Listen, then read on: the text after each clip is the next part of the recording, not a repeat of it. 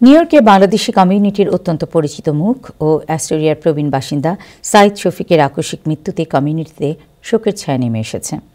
শুক্রবার 12:15টার সময় হৃদরোগে আক্রান্ত হয়ে তার মৃত্যু হয়। তার বয়স হয়েছিল 74 বছর। মৃত্যুকালে তিনি স্ত্রী, 2 ছেলে, নাতি-নাতনি সহ অসংখ্য গুণগ্রাহী রেখে গেছেন। জানা গেছে, সাইদ শফিক দীর্ঘ 3 যুগেরও বেশি সময় ধরে নিউ ইয়র্কের অ্যাস্টোরিয়াতে পরিবার নিয়ে বসবাস করে আসছেন।